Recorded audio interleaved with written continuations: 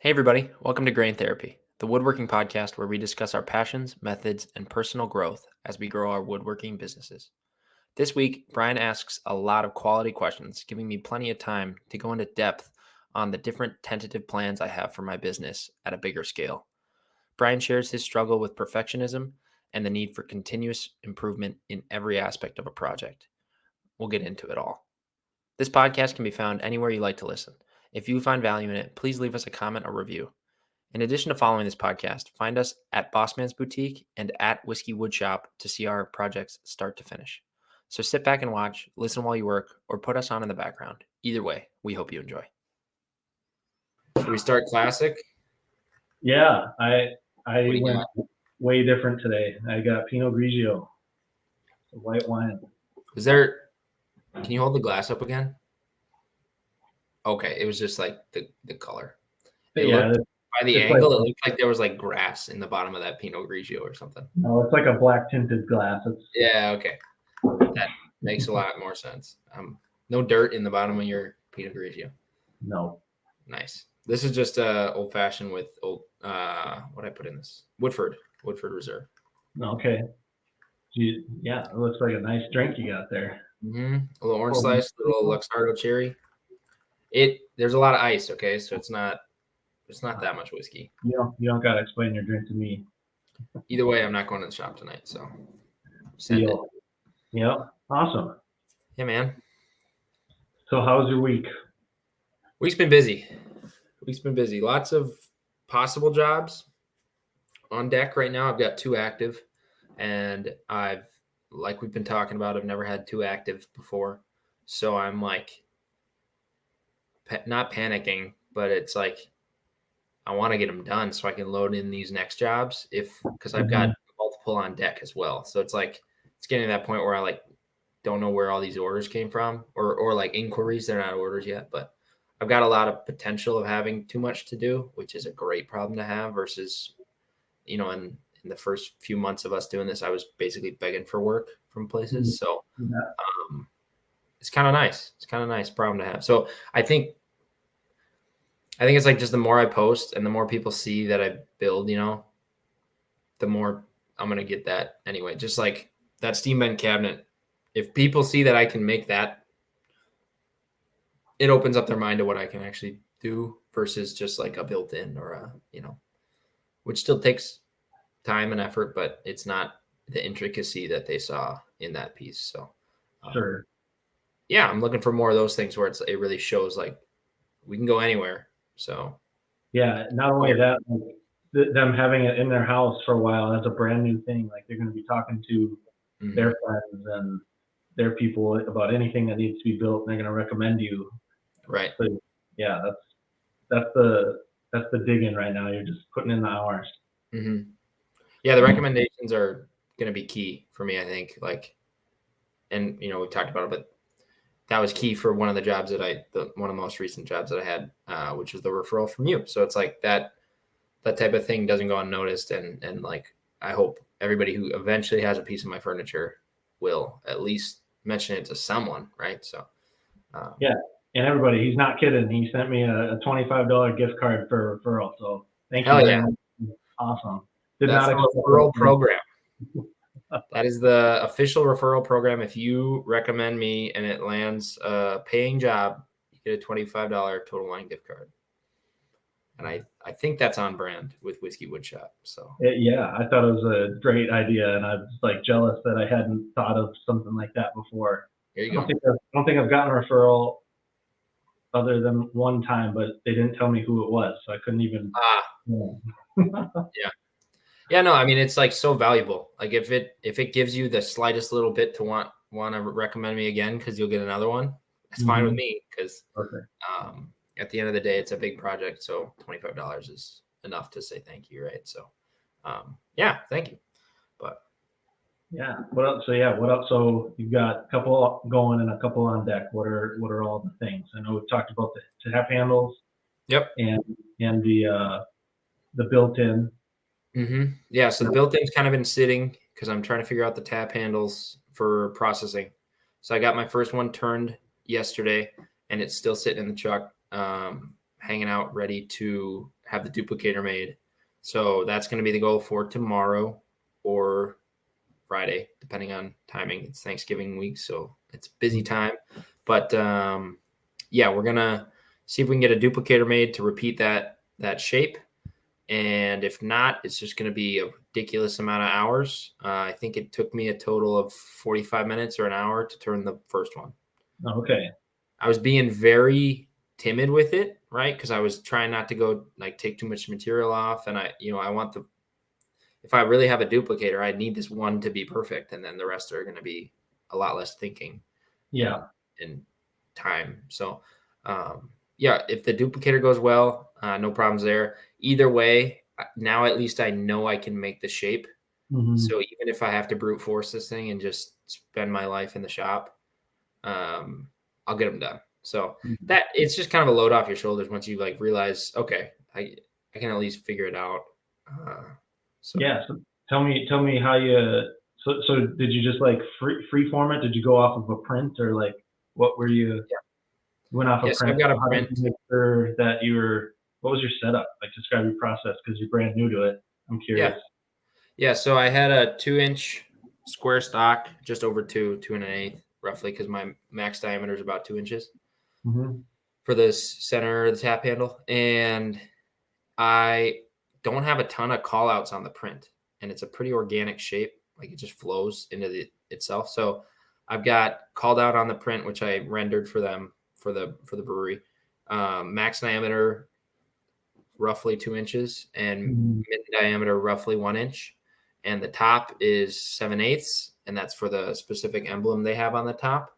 Yeah. So that's kind of a hard dimension, is the 7/8, which I think went well. It appears to be 7/8 based on my caliper. But we'll see how it fits up with the, with the actual emblem. And then the bottom's just got to be roughly 1 1/4 inches, and that's just to interface with the ferrule. It doesn't even have to be perfect there. And then I just know that the mass, like the main 2-inch diameter, needs to be roughly on the top third. And then as long as it looks like my drawing, it works. So it's not a ton of specs to it. It's not just not critical dimensions, but right. Yeah. I only have like 3 critical, just the height and then the top and bottom diameters. So yeah, just basically rounded the stock and then took a pencil, picked my point where I wanted the main mass of the top 2 inches, 2-inch diameter to be, and then just tapered down from there through the base of the handle, and then worked my way up on the more steep angle at the end after I tried doing the swoop down. So it kind of swoops down and then back up toward the base, and then on the top it just swoops together to get to that 7/8. So yeah, I think it went pretty well, and I still need to get it out of the chuck. I'm making the duplicator first with it in position, and then I'll take and make the same 11-inch stock blocks, 2x2, 11-inch long. And then I just don't want to remove it before I get my duplicator set, because then that'll be my home base kind of. Right. So, yeah, once I get that made, I'll try 3 or 4 out, see how similar they are. If they're within probably a 1/16 of an inch tolerance, it's pretty loose here. Like top and bottom diameter is really the only important part. And then as long as it's smooth and it doesn't have chip out, it's fine. Yeah. Like even if I had some weird blow, like chip out, I could take another 1/8 inch off and no one would care. Okay. Right. So it's more about the surface finish and the actual look than the final dimensions. Yeah, that's awesome. That there's more flexibility in the process than I imagined. Yeah, cool. Yep. So got to work on that. That built-in's kind of sitting to the side. I think on Saturday I've got 4 hours planned, and I'm just gonna hammer through, cut all the dados, get it glued up, and then next week I'll probably move to caulking all the seams, and then I'll paint the following weekend, and then I'll have it installed within like 3 weeks. So that one I'm not super worried about. I've done them before. It's just work at this point. So if I run into a puzzle with the lathe stuff, I'll probably pivot and work on the built-in with the lathe stuff in the back of my head. Sure. Kind of post-process that stuff simultaneously. Let the solution work itself out a little bit. Yeah, or at least calm down and make better decisions. Right. Yeah, that too. panicking. Yeah. So I think my hardest part will be cutting the stock off the ends of the tap handle, because it's not actually in a chuck. I'm just turning between centers, so it's not supported. Yeah. So I think I'll just be making a jig, which will basically be the negative of the profile in two planes that I can basically just set the tap handle on and support it at the miter saw and just square both ends, as long as the negative Sure. holds it square enough. Yeah. Yeah. Okay. Gotcha. So that's the plan. I think it'll go fine. That should work. Yep. So What's on deck? on deck is, so somebody was sounding very interested in the Manhattan cabinet, and I think we talked about that last week. But for anybody that doesn't know, it's a bar cabinet that I developed earlier this year in 2023. So recently got rid of my first prototype for it, sold it for material costs to a coworker. I really didn't want to sell it for the price I'm asking for, because it was my first one. There were some issues, things that won't be happening again, because I've kind of tuned the design a little bit to help out. So that was kind of, the first time you build anything, there might be adjustments needed. So yeah, so that one's gone. That's nice to get the money back that I put into it, just to not have a negative there. Now it's just a labor loss, but I learned a lot, and I'm going to be using it for any future versions of that cabinet. So that was good.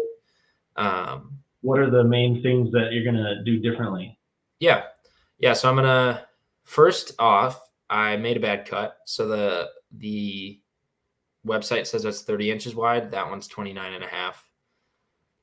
No one knows, but I do. But that doesn't actually matter. It's just like, I'm not going to do that silly stuff. The drawer currently is a working shelf. It's not a drawer. So it's just a platform. So you pull it out and it's a platform, and then you put it back in. Future ones are going to be an actual drawer with a drop-in work surface that sits on a rabbet, probably on the top of that drawer. So you can still have your work surface, but then below it, you actually have more storage. We're using that space a little better. So the other things, I'm going to do the fluting a little shallower, because the current flute profile was very steep and really aggressive ridges, which make the grain prone to possibly tearing off the top of the clip there. So it makes sanding a little more delicate. You can't be as rough moving it. And then I'd assume if it's in your house and if you were carrying something and you bumped into the side of it, you might pop part of the top of the flute off. So I really don't want that to happen. So I'll give it more grain structure. Just change the flute profile a little bit. And then this one it's a wood back, so I can do a couple different things instead of the mirror. So I'll be doing it with a deeper rabbet in the back there. And trying to think what else. Just a little tuning stuff, making sure it works a little better. The drawer face, I believe I'm going to have some type of protection, because if you don't open the doors wide enough and you pull the drawer out, you'll scratch the inner surface of the doors. Yeah. So I want to protect that somehow. I'm thinking some type of cloth or leather that I adhere to the side of the drawer face. Okay. As long as I can hide it from the front. I don't want it to be an eyesore. Or at least a heavy round over on the side of the drawer face, so it's not a part of an actual flute that has like a big sharp corner to it. So little stuff here just to try to bring everything together a little better. So yeah, cool. Yeah, all good things. All the little things that you don't think about until, exactly like you said, after you build it. And that was what was nice about that expo that I showed the cabinet off in this spring. I was able to kind of stand back. It was at a mall, and it was in the big atrium of a mall. So I was able to watch people go up to it and watch how they interact with it, and like see where they like do a double look, or see if they know where to even open it. Cause I don't have front facing hardware. So on this one, actually, I'm going to have a better handle groove on top. Right now it's just solid, cause I didn't want a real obvious handle pull. So you just pull on the door itself, but it's a little clunky. So I'm going to add a little groove on the top edge, stuff like that. So Yeah, cool. Just things that when you're done with it and looked at it, you're just like, it's not quite right. Yeah. Yeah. Yeah. And I didn't think it would be, right? It was fully out of my brain and hadn't made something to that style or scale yet. Mm-hmm. So I made other cabinets, but they were a lot cheesier, not as nice is what I would call it. So gonna make this next one legit, and as long as I have the time during it and I'm not running low on time for the job, I'll be making jigs while I do it so I can batch Awesome. them out in the future. Mm-hmm. And then also be processing the Excel version. So I'm going to I've got the Manhattan cabinet. It's not super tall. Mm-hmm. It's 54 inches, I believe, or 52. Okay.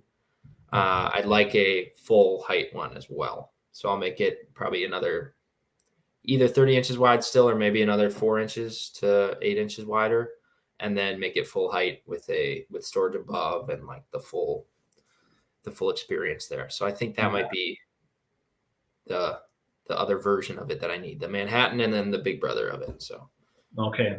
yeah, Cool. Is that a project you build before you had an order for? probably not. I You want? probably would render it a lot and try to just get somebody to bite based on look at this one, and then Yeah. this is what I want to do to upgrade it. Who wants it, kind of thing. Yeah. Okay. I just I'm gonna try not to do big builds without orders unless Mhm. it is the design I want to keep in my house long term. Sure. Yeah. That cabinet I didn't need in my house long term, so it's probably not a great design to build without a customer, but I was really jiving for it, so went for it. Jones in the build it. Hmm. Yeah. But yeah, Okay. Awesome. Yeah. So trying to think on deck. Oh, I don't want to keep ranting too long. A company reached out, a lumber distributor reached out that's local to Minnesota, and they are called Storm Trees, and they basically take downed trees or trees that have to be taken down. I think in like a lot of residences and parks, and then they basically just pick the tree up, mill it, kiln dry it, and then sell it. So they've got a decent amount of board feet of various stuff. A lot of what I'm seeing. I visited the shop yesterday hmm after my engineering job. Yay. Um, and they had a lot of ash and elm, which I've never worked with elm. I don't know if you have. No, I haven't. I don't think it's a popular furniture material overall. I think it's a really dense wood. Like I want to say people would make workbenches out of it, but I could be Really? totally. Huh? I think it's dense, but I don't know what types of furniture that's used in. Sure. I mean, it looked fine, like nothing crazy about it. It almost had the stuff I saw had almost like a gray hue to it. Mhm. So yeah, I don't know. I've used white ash to emulate white oak before, Okay. so you know I don't mind using white ash. It's actually fairly hard. I think he even said, I don't know if this is accurate, but he said it's harder than red oak. Hmm. White ash is harder than red oak, but softer than white oak. So I, Okay. I'm definitely not using red oak, at least. It's just probably my least favorite wood. But they they had some walnut, but not a ton. They had a couple slabs that I was eyeing up that were really clean, just like clean grain, really nice looking slabs, kind of skinny. And basically, they wanted to work on a project together. So they sent me home with 3 white oak slabs, or no, excuse me, white ash slabs. Mhm. And the plan is to build a dining table, um, to kind of promote both my page and their page, and kind of also give them feedback on how is the moisture, like is it properly dried, do I run into weird problems. I'm terrified I'm going to hit a nail, but apparently they haven't hit very many of them. So Sure. Yeah. aren't boulevard trees, I guess. There are a lot of trees in parks, so like the odds of nails are a lot lower than if it was a 100-year-old tree in the middle of Minneapolis, right? So Yeah. So do they serve like a certain radius, or are they just wherever they get called in the Midwest, or? yeah, so I believe it's all Minnesota, but Oh, I don't actually know the answer to that. So it sounds like it's pretty common locally. Like they're picking up trees all the time. and Okay. they feel like there's an infinite source of wood out there that's ready to go. So I'll be interested to see how that is, and I bet they run into plenty of bad wood too if it's a tree that fell Yeah. or anything. So there might not be a ton of salvageable stuff. Mm-hmm. But they're located in Eden Prairie, Okay. so not far away. I'm in Burnsville, so pretty Mm-hmm. reasonable. But yeah, so originally, he was chatting and he said, yeah, so take the material, it's on me or whatever, and then build a dining table, and then maybe we can sell it and then split it 50-50 or something. And like he said it, and I was like, oh yeah, da, da, da. And we just kept talking. And in my head, I'm like, okay, 50-50 is not gonna happen. Yeah.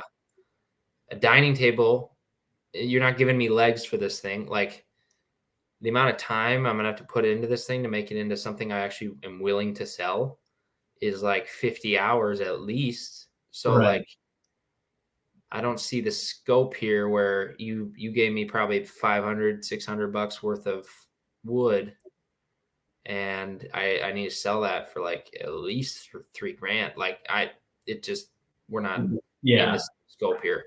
So and he was kind of joking like maybe we both post it and then whoever sells it first gets a better cut or whatever. And he's just kind of spitballing, trying to like Trying to get business going. Yeah. This is yeah, good. trying to get a project, right? So, and it all made sense, but like I was like, okay, the numbers don't add up.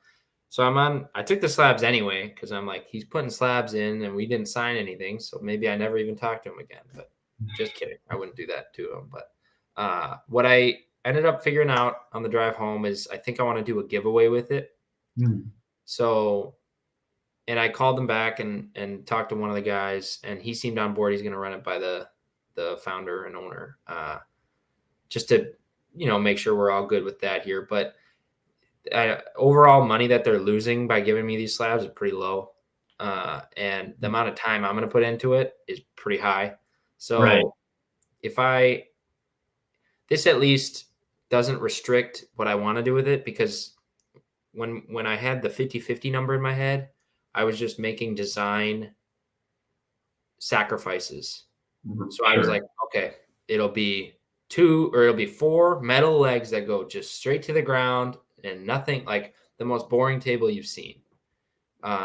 Just to make it more worth put less time into it, Right. more return. But I don't want to make design sacrifices. I want to actually, if I'm going to do this, I'm going to use this material to make a table that I actually might want to make again. So I'm going to try to make it similar to the Manhattan cabinet as a signature design that I'd like to repeat in the future. So I'm gonna mill it down to probably 8/4, because that'd be achievable in the future with normal stock, even without slabs. It can do glue Sure. ups at 8/4. And I'll make a dining table that I'd actually want to make again. I'm torn between rectangle and circle right now. So if you have a lean one way or the other, rectangle probably easier, but circle I've always wanted to try. Right, so it's like Yeah. the sacrifices you make. But yeah, so they seem to like the idea. So I've got like 3, 4, 5 months to get a dining table out of those 3 slabs, and I want to do a giveaway to a house in Minnesota because the tree's from Minnesota. I want to be real hard on that and get a lot of interaction between our 2 pages. So you got to tag us both, follow us both, visit the website, something, and then tag 3 people that live in Minnesota. Something that can help my business, because we've talked about my ratio on Instagram is a lot of woodworkers, and that's even just slight traffic to get some more Minnesota homeowners or apartment owners or whatever into Yeah. it. And then we can make a lot of content delivering the piece if we both go and deliver it, give it to somebody for free. Yeah. I think that'd be kind of fun as well. Even if Super I'm not getting the money out of it, seeing somebody get a table and then also making something that I don't have to take small steps on design. If I can really go for it, then it'll be more worth it. So yeah, it's not the best for labor cost wise, but I have a real job still. This isn't my main job right now. So yeah, I think it's Yeah. worth the risk.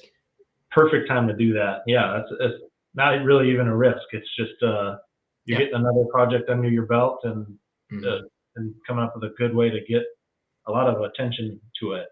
That's super cool. All right, so you're not gonna. So they're slabs. So it's like there's the live edges on it. Was there any talk about like leaving live edge or not, or like? Yeah. What's your plan? I guess that's before I'd say circular, rectangular. I'd want to know. Yeah, exactly. How big they are. What? Yeah, is that like a crazy live edge? Is it really straight? They're fairly straight. They've got a slight. I could text you a picture of it, but that won't help the chat today. But they're fairly straight. They're 19 inches wide to the sapwood, not to the live edge. So this is if I square it off. I can get 19 straight board, 14-inch, and then 15-inch, I believe.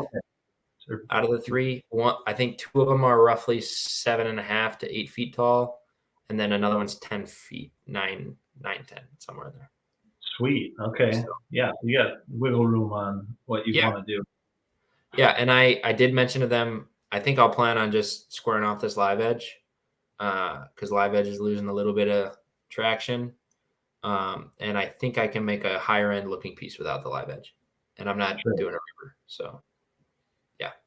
Yeah, cool. Okay. So yeah, they're not trying to be like the live edge supplier. They just sell slabs. Okay. Well, they have other normal boards too. Like they're milling 4/4 and 8/4 as well. They got dimensional lumber also. Yeah.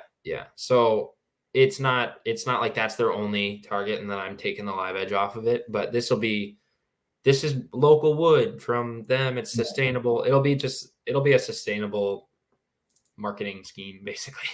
But yeah, cool. That'll be a fun opportunity. What have you thought have you started designing it in your head at all? Yeah, I've got a rough. So a lot of these tables, have you seen the style where there are seams intentionally left in the table? Like you don't mean a waterfall, or you mean like get a gap in between two pieces? Yeah. Yeah. Kind of like my desk has it, but I don't have a great way to show you it. Like if I just picked up the laptop and moved the camera. But I kind of like that look. I've seen it more and more. Like you can sometimes see two big wide, like 20-inch wide sections in one table, and there's like a 1/4-inch seam down the middle. Yeah. On a dining table. They've got them at IKEA, right? So it's a popular enough design thing. Yeah. And I am a little worried about, just because I don't know how their how their kiln drying actually is. So a big gluing it all together is going to be a little more of a deal for flatness, and I'll definitely need some C-channel in there. You need a flat, sturdy base for sure. Yeah. So I think I might do three big pieces with two seams, 2 air gaps, and then have it. I kind of like that suspended look, which I don't know what you can call it.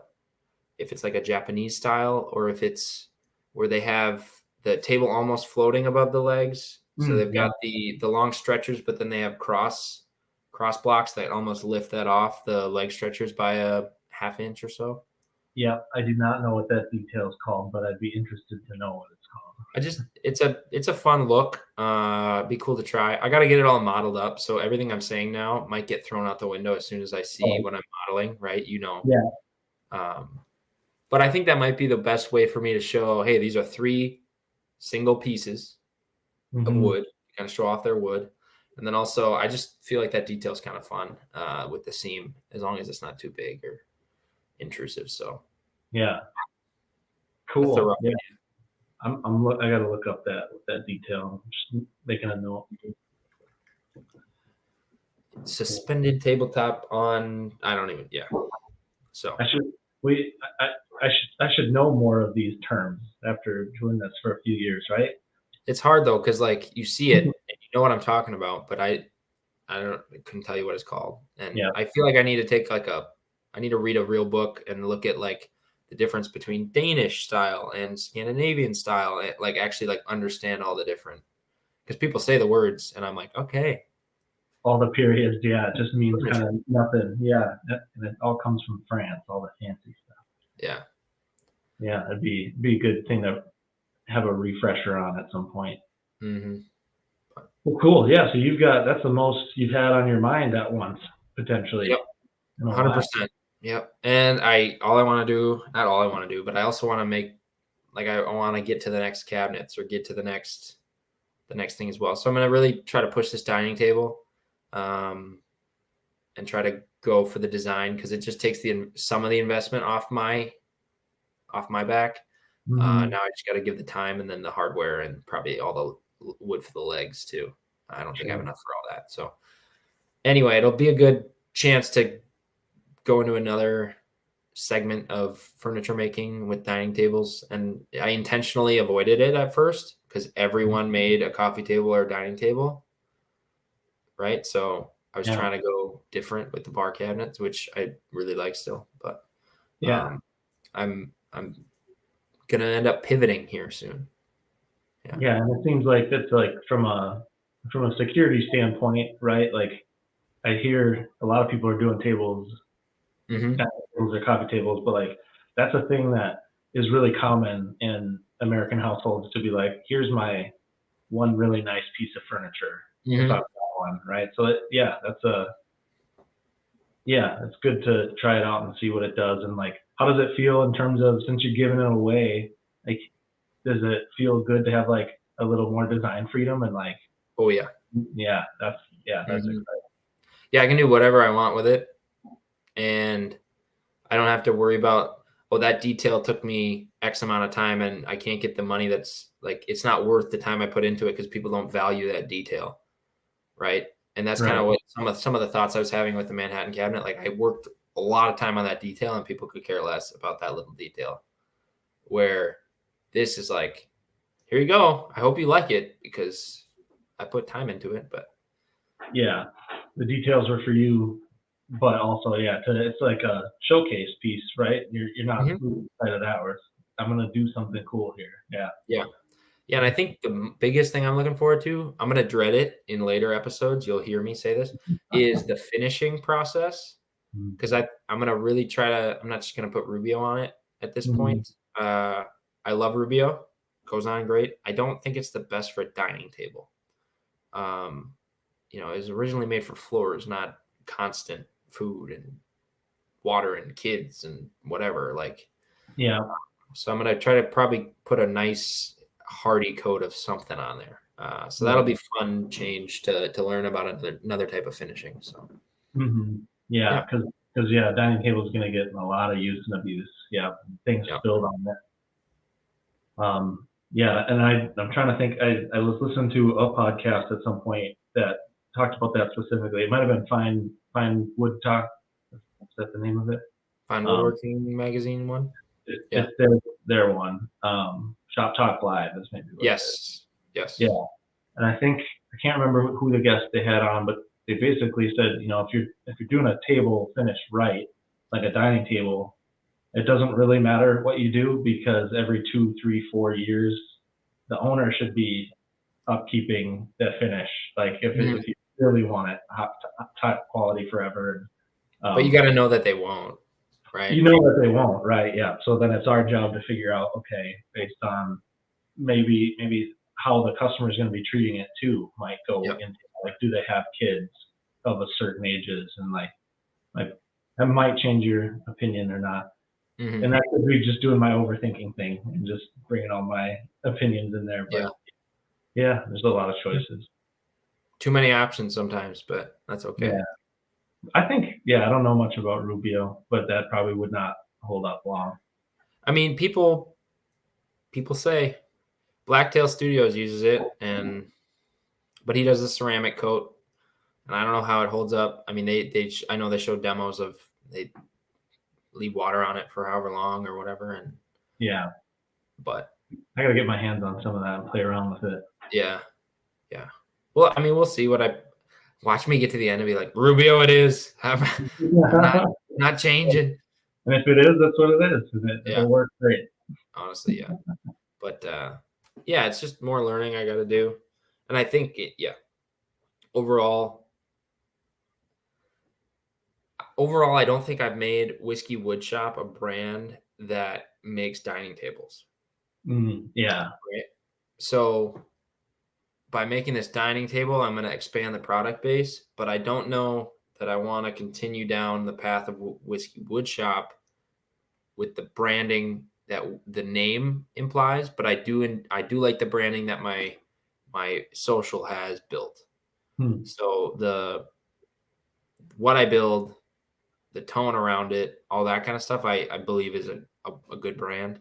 But I don't know that the words Whiskey Woodshop fully encapsulate what I want to do here. Sure. And so I got to do a lot of thinking before I get this dining table done. For if I what I've been toying with is working on other brands that focus on another segment of the furniture world, and then bringing people in order to strengthen up other brands, and then kind of become a bigger unit and have more force in the market too. So that feels like a way to help me make the jump by Good. having a more substantial hold on a real furniture market versus single piece custom furniture. And I think another fear of making the jump is like the loneliness of working alone too. So I Was think making the jump, you're saying the full time? yes, Okay. yeah. Okay.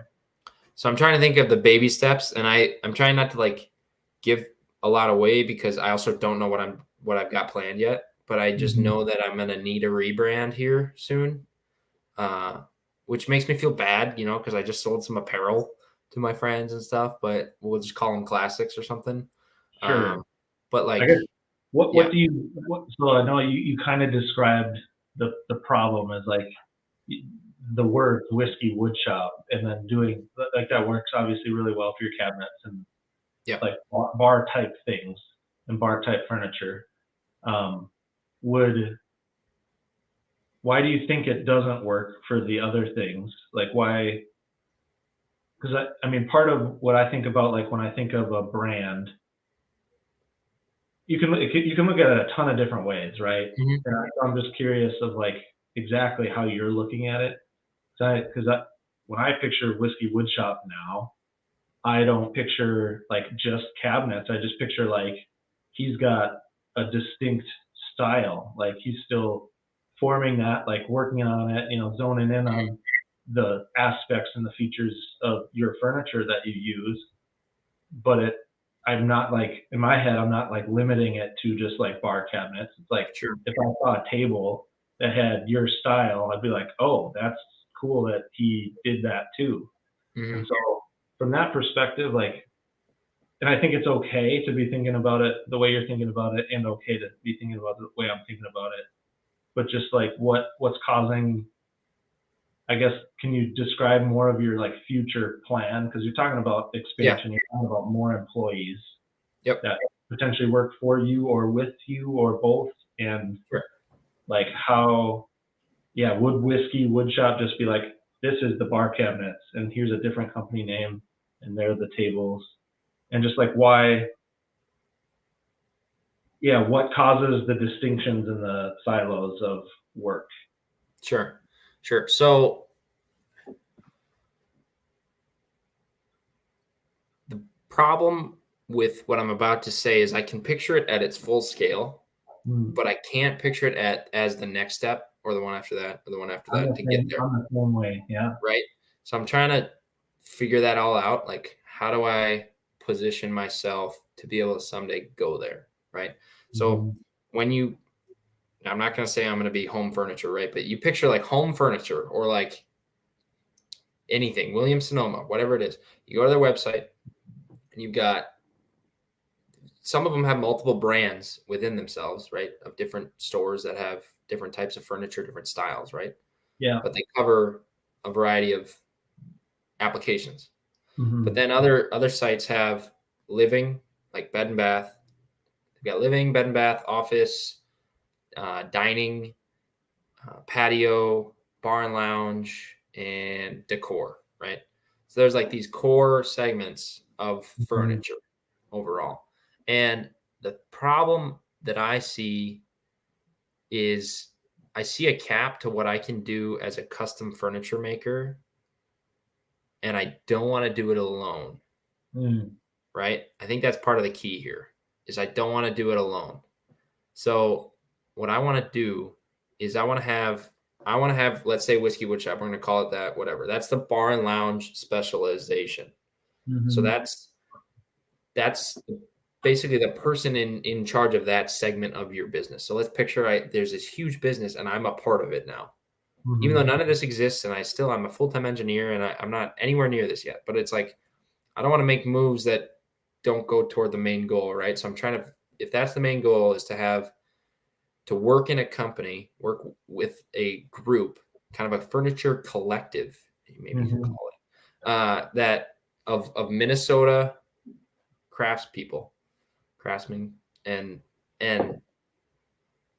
be my own brand still and have my style, but then work with the guy who does living rooms or whoever does patio furniture, and to build a company that supports multiple styles of furniture instead Mm-hmm. of me being one person and having only so much productivity and time, where maybe I make a bar cabinet in September and then I make a dining table in November, and then like I'm just all over the place bouncing around here. What I want to do is get really good at specific things, but then also have the chance to design other things too and work with other people Sure. and kind of collaborate. And then if the bar and lounge, if people stop drinking for a little while, if that segment of the market drops down and has less sales, maybe the market in general is putting more money into their dining rooms or their outdoor furniture, or like that's a lot of the reasons these companies take on such big portfolios is because it kind of balances you out a little bit for Okay. when different sections of the specific furniture market go up or down. So that's the grand scale, right? Is to be not like the only one in charge with a bunch of people making furniture below me, because I'm figuring this out still, right? But to Yeah. get to get a group together and join to be a company that builds furniture and kind of collaborates and supports each other and that kind of stuff. So how to get there, don't know, but I do know just based on the tone of the words Whiskey Woodshop and my style of the minimalist with like clean lines, solid woods, hardwood Mm-hmm. only, uh, mid-century to maybe Scandinavian, depending on the piece. That's my style. Whiskey Woodshop. If I went up to somebody on the street and asked them what the company makes, they might think more rustic, more pine, Mm-hmm. more yeah, farmhouse style. Like it's there's just with the word wood shop, it's a different thing. They might be thinking more renovation. They might think more any of that stuff. So, I've been looking at it and I still like the brand overall, and the tone of it, but Mm-hmm. I think I want it more approachable. And I might be in my own head too, kind of like why, right? Why? But I know they don't know what I do necessarily with just the name, which is fine. Mm-hmm. And like I'd probably even go more obscure of a name anyway, but I just want there to be a certain amount of you can hear the word, see what I do, and then now it kind of pairs in your mind, and then it makes Mm-hmm. sense and you Sure. can expect what you're going to see from me. And so now thinking back while I'm ranting, like I should go clear half my Instagram because there's a lot of old projects that I'm not going to be making anymore. Like the flight boards that I was making back then. That's why I initially was Whiskey Woodshop, because I was on Okay. Etsy selling these flight boards out of whiskey barrels, right? Yeah. So And it's that's just part of it, and that's more that style. So that's where my brand started, and then I'm trying to push it to the furniture I actually want to make, and that is actually like the high end stuff that I kind of like Mhm. and I find more value in. So that's my long answer to the branding question. I see. Yeah. No, that makes a lot more sense. Yeah, it's one of those questions where yeah, I totally get the feeling of picturing something that's bigger, greater, different than what I'm currently at, but not Mhm. being able to break it down into enough like digestible steps where I actually see that progression clearly. But it's like yeah, just knowing hey something feels off and I just need like something's not quite right. Like just the openness to that is like so important for growth. And so it's cool that you're looking at it the way that you are, Mm-hmm. and being like super thoughtful about it. Um, yeah, that's cool. That's a really cool like dream, like an image of a lot of people working together on, for like a bigger vision, all working together to like, but still with like flexibility if you're still Mm-hmm. doing custom stuff. So that's a cool. What do you picture in that? Like, how many people do you picture in a company? Sure. And then Well, how yeah. do you picture it in terms of like a structure? And I only ask those two questions because I'm curious what you think you're doing on a day-to-day basis when it gets to that Oh, point. me? Yeah, and Yeah. obviously, like it's impossible to know, but I'm just Sure. curious, like, what's the like fuzzy image in your head that you're like, that makes me excited, right? Because that's kind of like the exercise that you're doing. Mm-hmm. Yeah. Yeah. So I think if it went to as big of a scale as what I'm talking about, as it's a crew of us who manage these brands and work on design, I think I would lose a lot of the opportunity to do hands-on building, Mm. but I would still have that outlet if I desired to. I could go out and participate a little bit, but I would Mm. probably be drastically reduced in that. But at the end of the day, what I love is turning ideas into reality. Like that's like the core of it for me. Mhm. Like the just, oh, we could do this, and then you see it happen, and now it's real, and that's a real thing right there. Somebody's buying it, somebody's loving it. It's in their home, they're making memories with it. That's the value for me.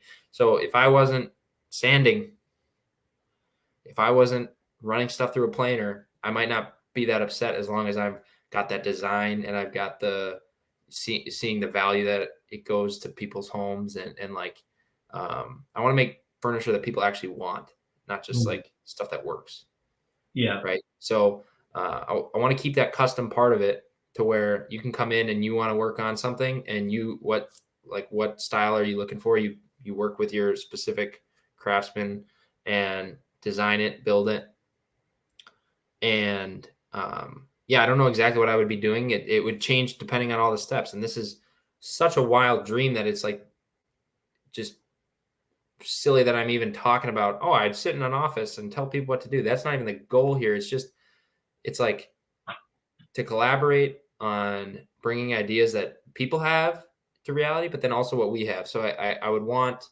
fully custom, Mm. single piece to reach that market that's looking for that, the super high end, but to make custom furniture accessible to a lot more people is what I Mhm. want to do. So kind of with the Manhattan cabinet, I've got that one's not accessible to a ton of people because it's expensive, but depending on the bigger your scale, the lower you can drive the costs, you get better processes, you can make these parts faster, cheaper, all that. Yeah.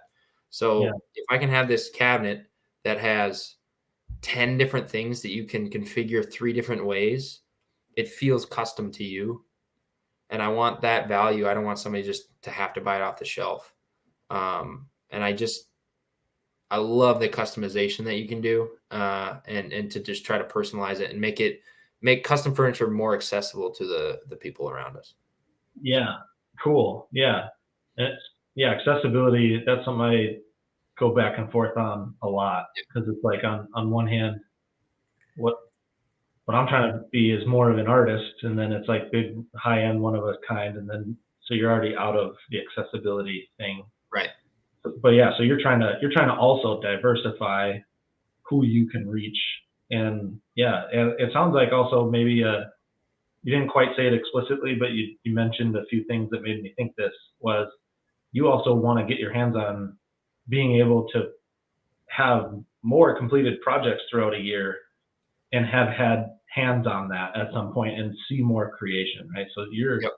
yeah, it's a lot about manufacturing, right? Like that Yes. seems like that's Yes. a fun thing for you. Okay. That's like half of it. Like I Yeah, want, because that's how you make it accessible to a wider number of people is to drive the cost down.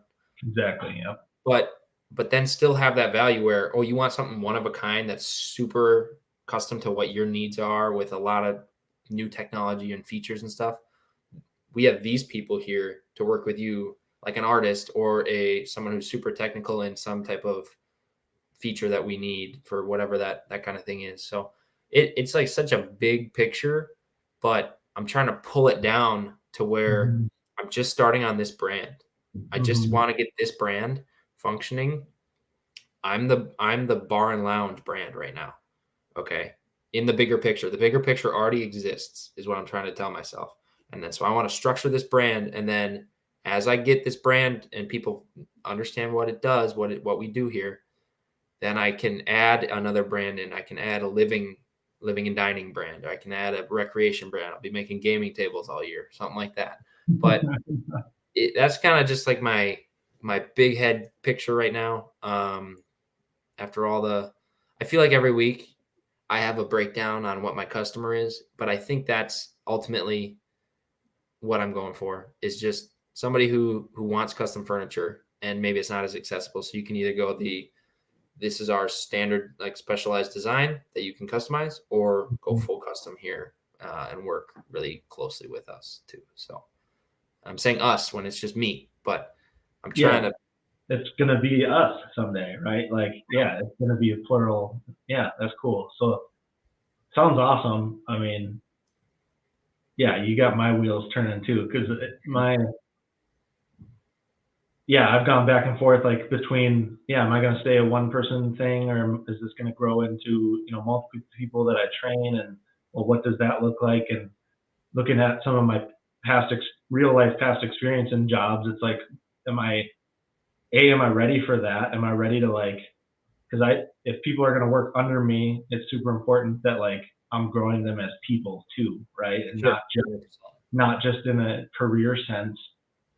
And I haven't figured out, like, how to have enough confidence in myself for that, because, Mm-hmm. like, I take that super seriously.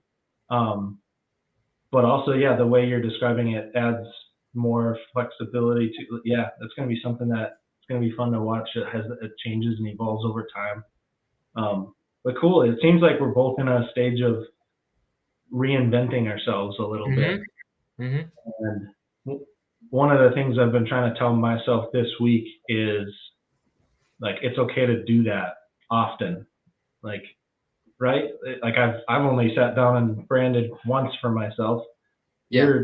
You're doing it right now for a second time, and, like, very open, and you already know it's gonna change again someday too. And so, like, I've been really rigid, and yeah, we've been talking about this break, and I've been talking about how I'm gonna really try to zone in on some things that make me excited. But yeah, it does really feel like a totally different way to be in the world, and especially, like, in through my woodworking, um,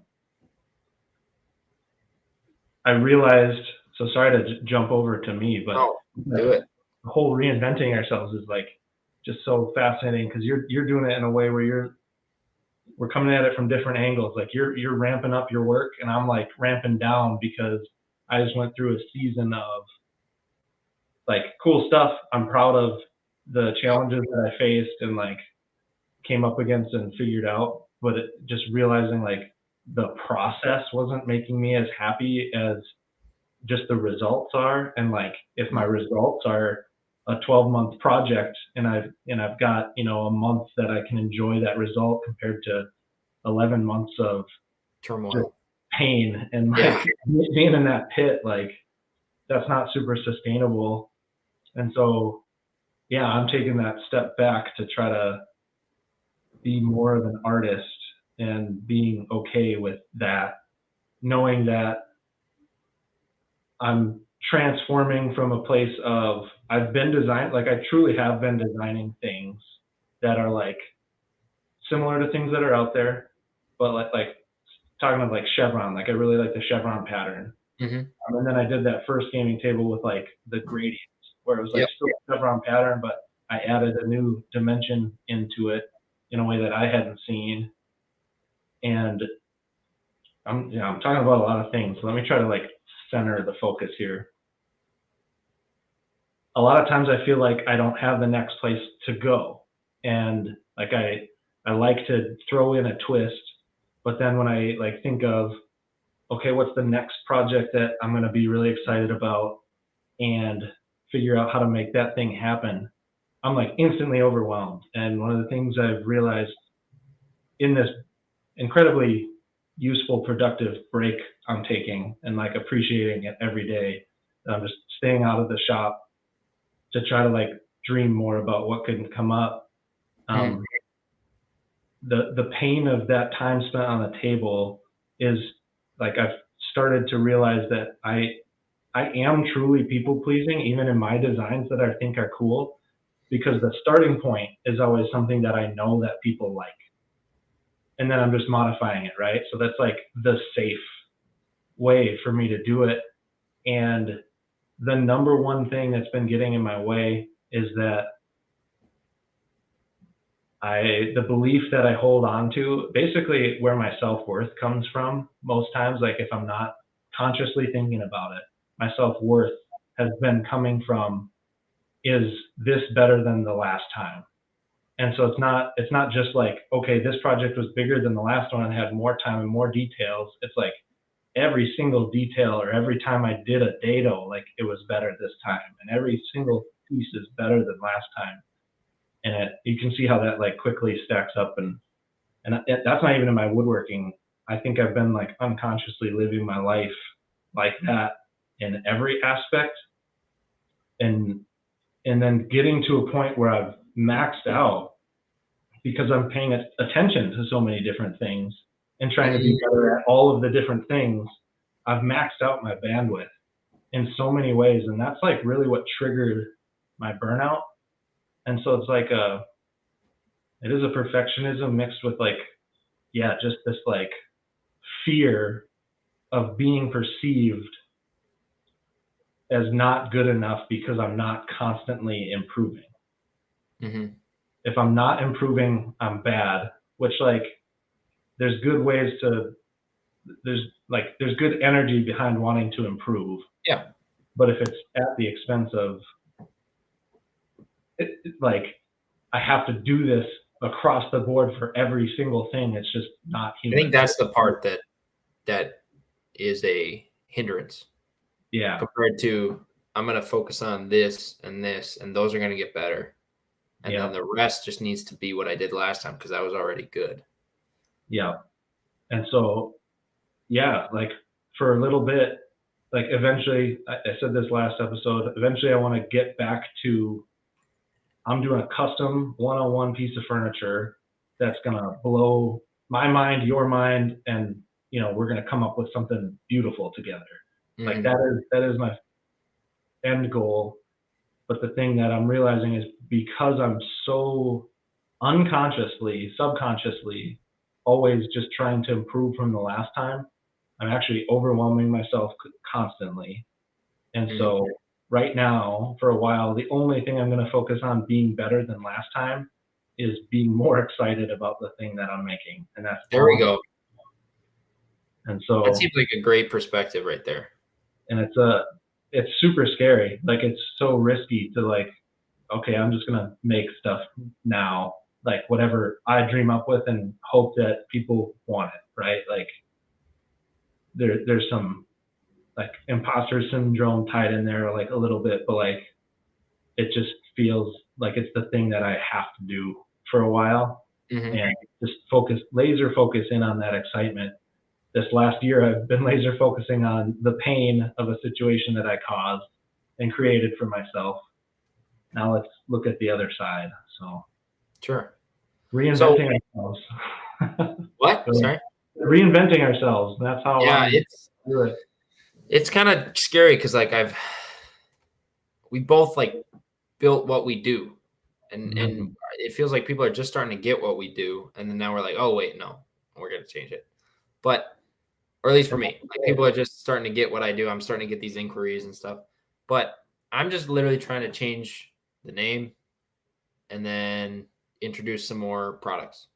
But But but you're you're like but you're yeah, doing it in you're doing it in a long-sighted way, which requires like, that you're at point A, point B is over here. You don't know yep, how they're going to match up, but because you've got that long point in sight, it actually creates that means that you have to behave differently Yeah. to be able to get there, right? So like you're creating change just by dreaming about something in the future. Yep. Yeah, I feel like I'm just trying to I feel like I'm on a train and okay, this is a bad analogy. I feel like I'm just sidestepping. Like Mm.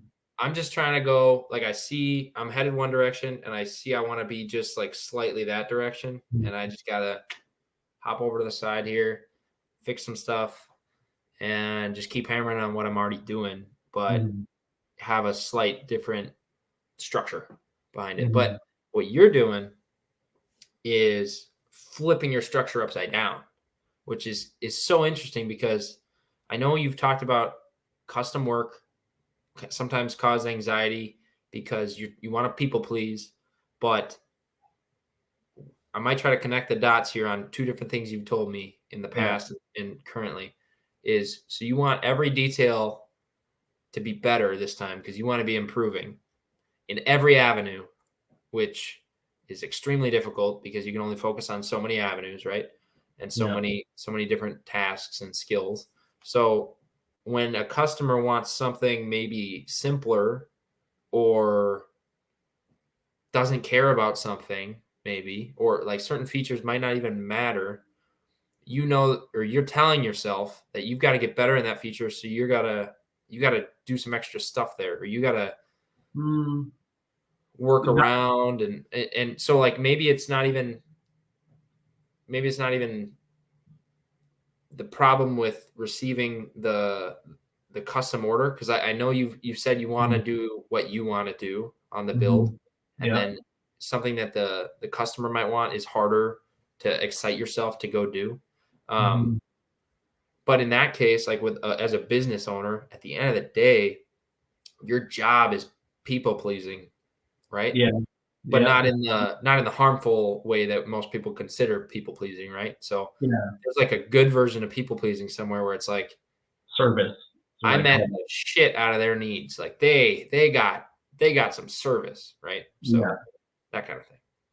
Yeah, so I think, yeah, that's a super good question because I could see how even with what I've said, that could sound confusing and like I'm on two sides of a saddle. But it like I think when I when I think like a simple design for somebody, um, if the reason I think that isn't fun is because I'm not challenging myself in the techniques, right? So like it's more of like I've got a very specific taste of like what I would want a piece of furniture that I could be proud of in my like house, right? And like Mhm. I want to share that style and like hope and I guess the vain part of me like hopes that there's people out there who like that same style, but um I'm not adding things because like I don't yeah, how do I answer your question? That's a tough one. I'm put on the spot and it's probably a blind spot and that's it's funny that I'm here in real time. Like if I asked you to make me a walnut desk, Just plain walnut. only walnut, one drawer, four legs, Yeah, straight lines, I'm just not excited. right?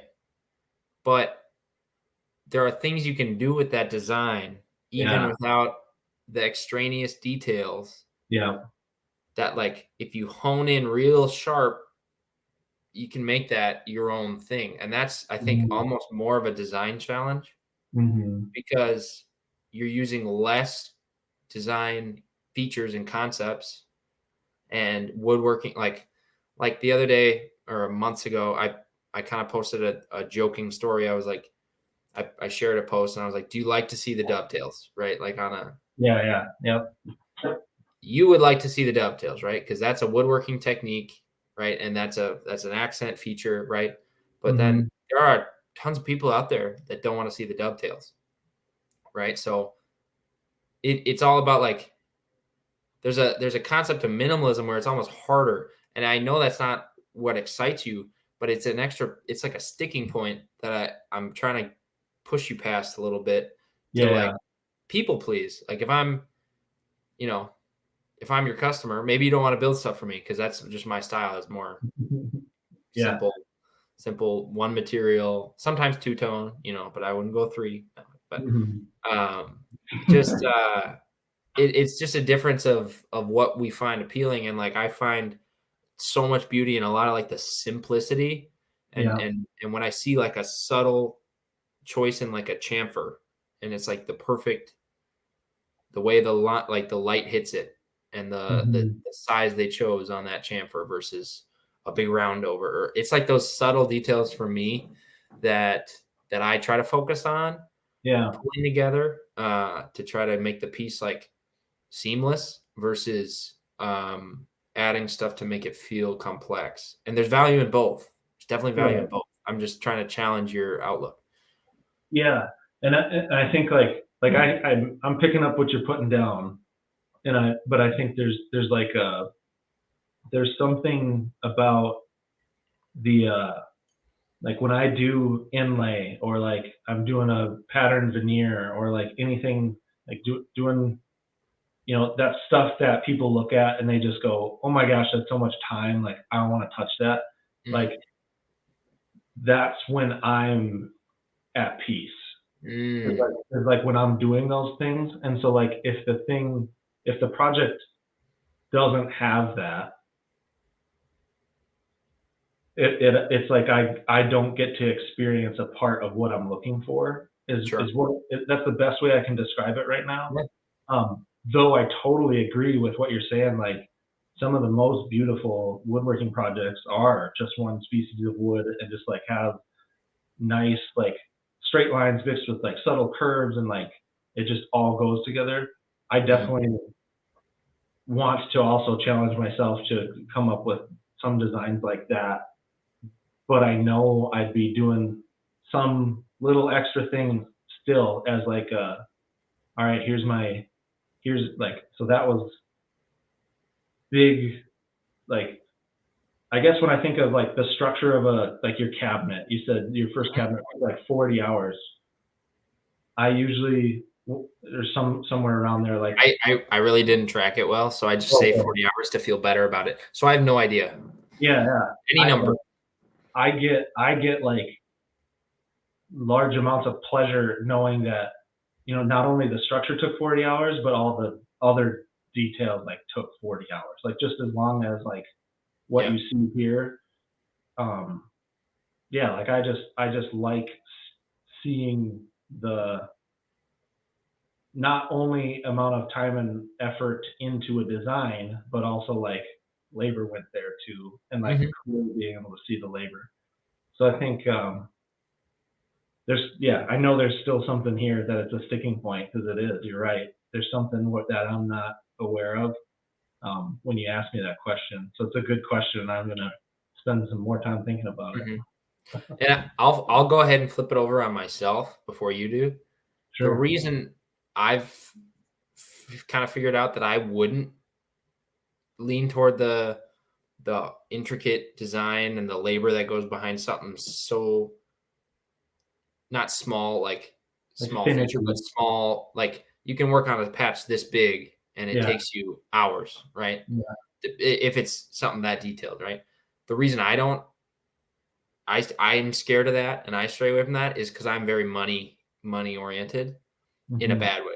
Like, because I'm over here just always worried about money. And it's Kind of just, in a, but that's like it's not necessarily bad. I'd say it as neutral, right? Like it just well, means, yeah, yeah, your priority is different. Yeah, it's a strength that becomes a weakness if you don't believe that there's a customer out there who wants to pay what that's worth. sure, sure.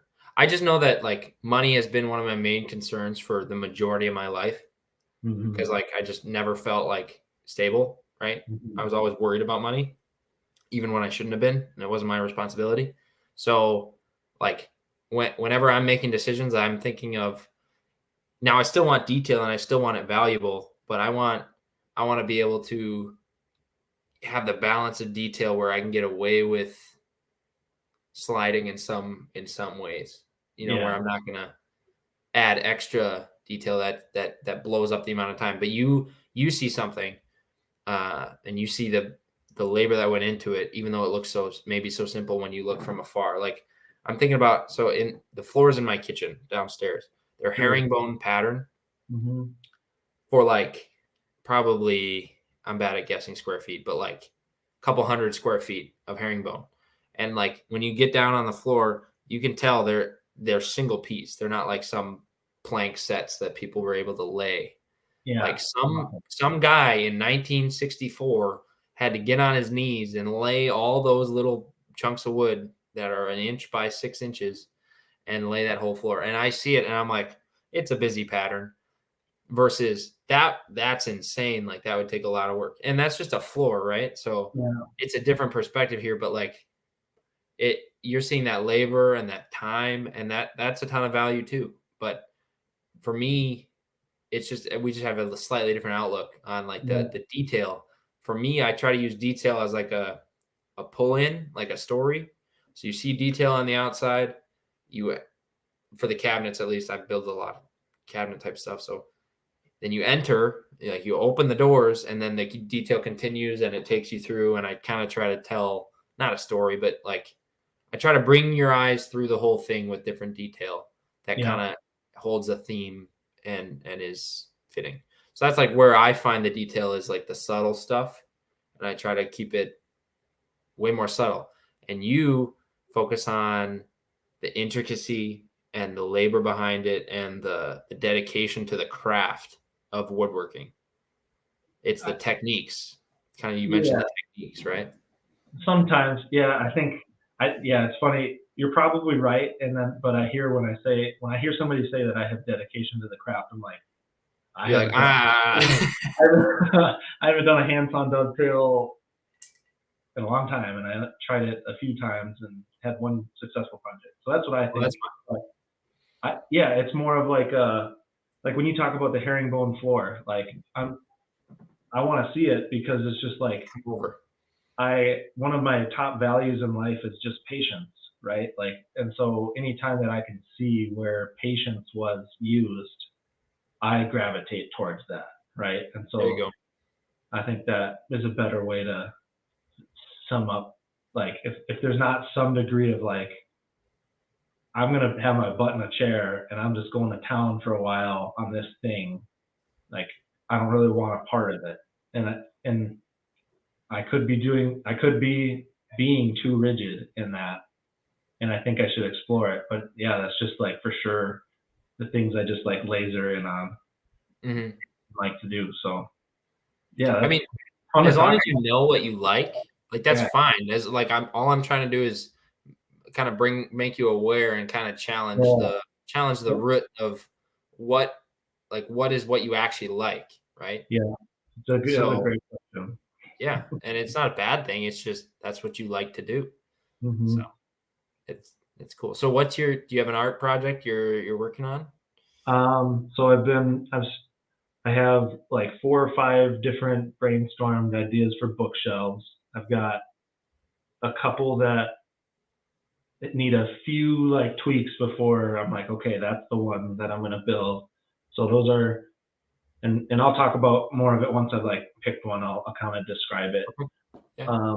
And then I really appreciate this guy on Instagram. I'm gonna call him out by name, and I doubt he'll mind.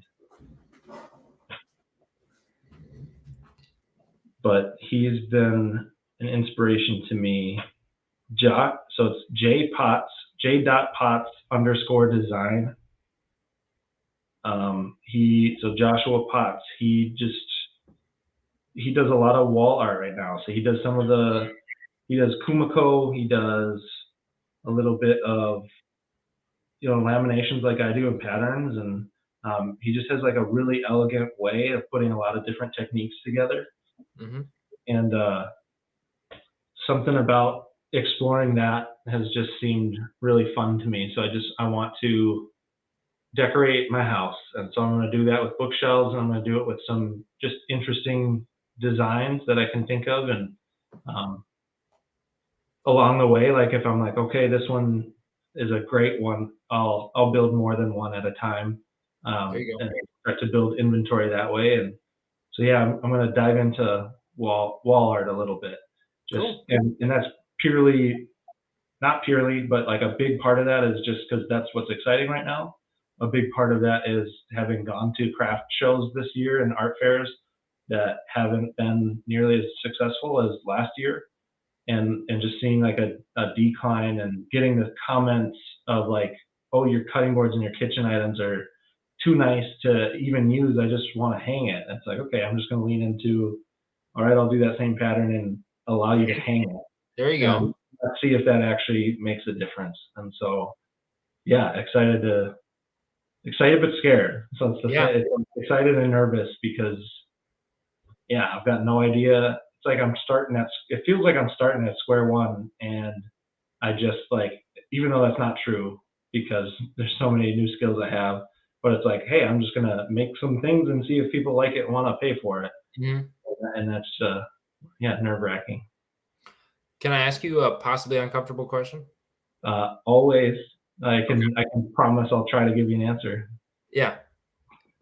Are you worried about income during that phase?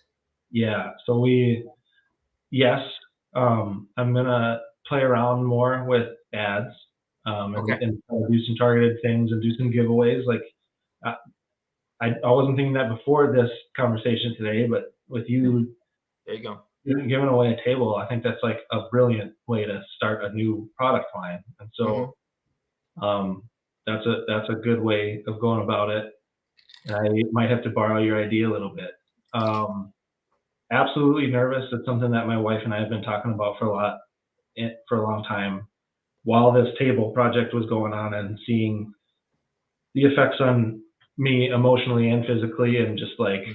yeah. So we're coming up with a plan together to figure out financially what that looks like, and then we have goals that we're trying to hold each other accountable to, Cool. and see what it looks like and reevaluate in 3 months or 6 months or whatever. That's awesome. But yeah, absolutely. I'm nervous for it, Yeah. but Yeah, and I don't wanna cause any kind of fear or anything, any undue fear, but, no, like we just talked about, that's my fear for yeah, myself. So, but I know the amount of inquiries that you get and the type of support you get too. So if you had to make a change or a pivot and hmm, kind of parallel path something and have like a commission project at the same time, that might be possible for you too. So right. just some Yeah, different ideas. I don't think there's any shortage of that, or there will be for a while, especially if I'm saying no to a lot more, just to give myself time. So that, like, Mhm. yeah, that very much goes into the decision and feeling of safety to try this. Yep. Um, but yeah, it's definitely, yeah, it's just it feels vulnerable in a different way than I've been trying to explain my story. I've been talking about that. That's still coming. Sure. Um, Yeah.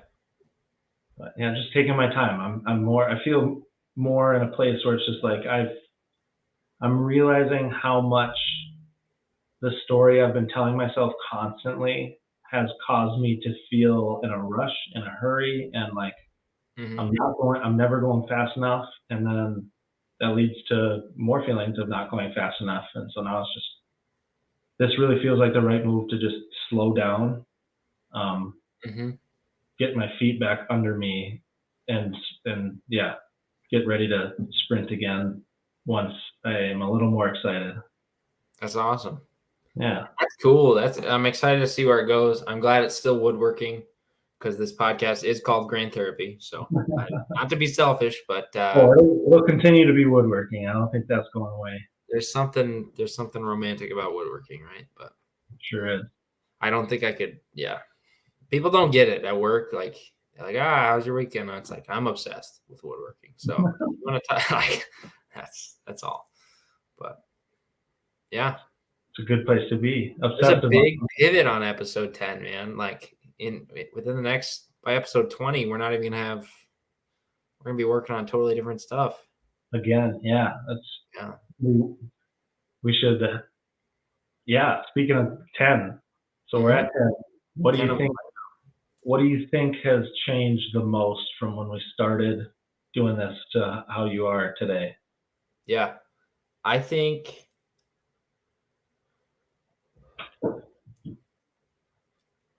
I should have a better answer for this question, but there's a lot of places I could go with it. I think Mhm. I'm way more inquisitive about why I'm Mm. going the places I'm going because I need to tell you why, and you also ask me why Mhm. in a good way. You're challenging those things in a good way. I've also gotten more confidence too, just through explaining things. Like this is my plan. Sure. You go, okay, yeah. What about this? I'm like, oh yeah, okay. Just slight adjustments. Um, so I think I'm more self-reflective with like yeah the inquisitive stuff, and then more confident. But then also just I'm just excited too because like the when we started talking, do we do a podcast? Like that might be cool. What's the value we're gonna get? What's it gonna be like? Why are we even doing it? And then we started shooting, right? Mhm. And then we haven't uploaded one yet. People don't know that, but we haven't uploaded one yet. And so we've got a 10 episode backlog. So it's about time to upload. And I'm nervous to see what people do and say, but like looking back at episodes that we've shot and cutting the clips and doing all that kind of stuff, I'm excited because like I think we're gonna get some good feedback. Mhm. Some people are gonna roast me for my lack of knowledge on a bridal joint from back in episode 3 or whatever that was. But there's gonna be a lot of good stuff that comes from it. There's content, but it's like at the end of the day, I'm excited for you on this platform even more than me because like I know what you want to do on Instagram and kind of like we talked about last week, and I know Mhm. that this is going to be that voice that you want to give out on Instagram to Mhm. help people out and do the kind of reflection that you are in the process of doing. So like this is like perfect for what you were already hoping to do on through Instagram. So it's just exciting. Interesting. Wow. Well, I appreciate that. Yeah, it's so interesting that you said that because, like, I also feel like I'm more excited for you than I am for me. And so that's There you super go. cool that we're just like we We're just took rooting the for each other. yeah, and for me, it's like I get to share some of my experiences that I had, or like at least like the I ask the questions of the thoughtfulness when you come up with like new ways or directions or things that you want to try, and like it's all stuff that like I'm really bad at seeking out the person who's maybe just like been doing the thing a little bit longer than I have. Mm, That's definitely a weakness of mine. And like sure. I don't think that you're like that person like behind me. I think in Mm, like in terms of I'm running a business independently, like yeah. that's my full time thing. That's like the only way I view that I'm a little bit further ahead. So like, You are where I want to get to go though. So that is sure. true. Yeah. And so just like having that like that type of relationship of just being able to like ask the question that I wish somebody would have asked me when I was Mm, thinking about that thing, like also helps me answer that question sometimes for the first time. And sure. so like I don't it's made me realize that that weakness of mine of like not seeking out that person who's just in front of me isn't really a weakness. It's I just want to learn it a different way. And that's by sharing and seeing the mirror reflected back at me to then Mhm, again figure my own shit out with the help of somebody else like mhm. who could be yeah below at the same level above like whatever as long as we're in relationship. And so Yeah. that's just been like the biggest change for me is from when we started to now is just like I'm feeling like I have more to contribute to this space than just like trying to run a successful business, and I really needed that. And so like that's super cool. That's awesome. That's like self-fulfilling. There you go. That's Yeah, it sweet. is. And I did not expect that it was going to be like this, like in a podcast. I did not Yeah, you expect. thought you might just be giving, but you're Yeah, receiving as well. yeah. I don't even know. Like I just didn't picture. I never pictured that I'd be talking so much, and then that like in a way that people are going to be listening to what I have to say in this manner. Like that just blows my mind. As long as we have viewers, but yeah. Oh yeah, but like even just like we're recording it. Like Yeah. I'm going to be able to go back and listen to these conversations, True. and like that's new to me. Yeah. Yeah. That's a great point. And I think also kind of what I talked about earlier is I'm scared of like just going on my own and being on my own because I just need people and I need Yeah. collaboration. I have wild ideas sometimes. I need to get checked. I need, all that stuff. So like this is almost a way to do it. We have different businesses, but I'm able to run stuff by you in a way where I don't have to listen to you, but like I want Right. to because we're both trying to help each other out with like just perspectives and different things. So there's collaboration here, even though it's a single business and it's a loan and all that. Exactly. And so, kind of when I was on my dream trip earlier, it's like I don't want to be alone in it. I want to collaborate. I think people provide value to each other and everybody gets driven up, both what you do and what you make and just your life in general, just community. But by going off on my own, that's almost hypocritical to what my main mission of a company is to bring people together with the furniture I make. I want people to have that bar cabinet in their house and want to invite people over, crack a bottle and make a memory. But if I'm off on my own alone in the shop making it, I'm hypocritical to what my main goal is, right? So it's like Yeah. I want to do both. I want to bring people together on this podcast. I want to bring people together with the furniture I make and then with the company that I'm attempting to build. And so today you got to see like the whole big brain, wide scale idea. And I don't know how I'm going to get there, but yeah. So I think that's the biggest value that the podcast has brought to me too, is it's like a lifeline to have a coworker who doesn't even work in my company in a way. Yeah. Yeah. Yeah. It's totally collaboration, even though, yeah, we're not going to necessarily do hands-on in each other's work, but just, yeah, like it's good to, like I've told you the way that I think about things, and already you're able to challenge me and be like, I think you're maybe not thinking about that the right way. Like let's open this up, and Sure. like we all need that, right? And so Yeah. that's collaboration in its own way. Yeah, it's helping us keeping each other into the lane that we've as we've projected it, right? To make sure we're staying on track. It's good stuff. Yeah, it's cool. I'm glad we're doing it, and we can do another check-in at episode 20, huh? Yeah, sounds good. Yeah, sweet. Excited to maybe start answering questions in different ways. Yeah, start releasing them, so that'd be fun too. that'll be fun to have feedback. Mm-hmm. Cool. And also scary to have feedback, but hey. So terrifying. Everything's good and bad, right? So, well, Bryan, I hope you have a good week. Thanks, I'll you see too. you next week. Thanks for tuning in this week. We'd be having these conversations with or without you because we get a lot of value out of this and we learn and grow together, but we're glad that you're here as well. Yes, please let us know what you think of the podcast by leaving a review or a rating, but also comment or share with your friends in the woodworking or small business community. I'm Matt from Whiskey Woodshop. And I'm Bryan of Boss Man's Boutique. Thanks for listening.